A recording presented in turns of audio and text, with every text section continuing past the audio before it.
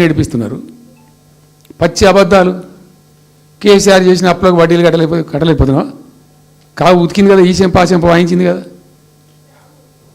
ఎంత కడుతున్నారు? తీసుకున్న అప్పులు ఏంటంటే 2,90,000 కోట్లు మొత్తం కలిపి చెప్పింది కదా చాలా స్పష్టంగా. సో ఇట్లా ఇవన్నీ వాస్తవాలు.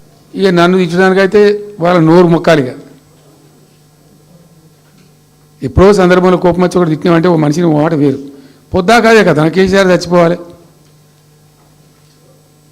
మాట్లాడినప్పుడల్లా. ఎక్కడైనా మాట్లాడు, ఏ సందర్భంలో మాట, నువ్వు కాలేజీలో మాట్లాడు, లేకపోతే ఇంకో కాడ మాట్లాడు, స్కూల్ పిల్లల కాడ మాట్లాడు. గింత అక్కసు ఉంటుంది మనుషులకు.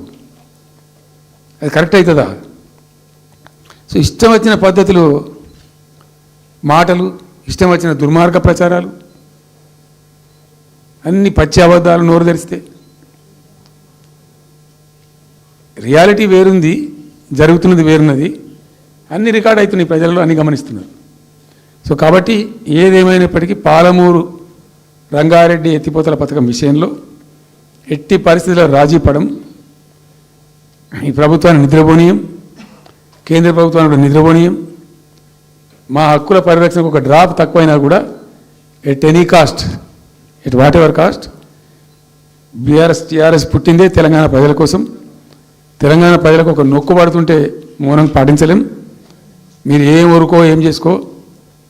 నాకు ఇన్ఫర్మేషన్ వచ్చింది, మీటింగ్ జరుగుతుంటే మరి 4 గంటలకు అయిపోవాలి లెక్క ప్రకారం.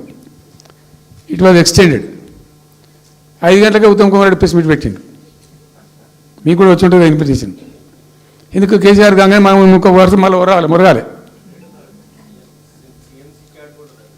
చిట్ చాటు అది కూడా ఎందుకు మొరగడానికి? ఆ మొరుగుడుకు వాల్యూ ఉంటుంది.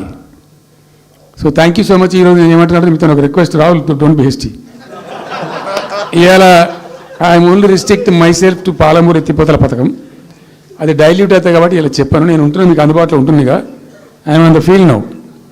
కాబట్టి మీకు please here me. You have to excuse me today.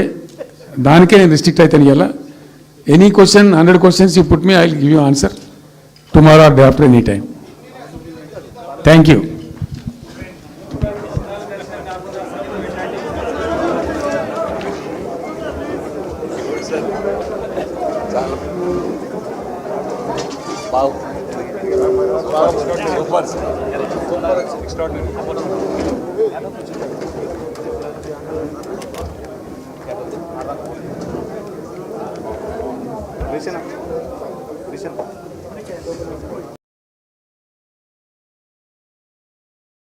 వచ్చింది, మీటింగ్ జరుగుతుంటే మరి 4 గంటలకు అయిపోవాలి లెక్క ప్రకారం.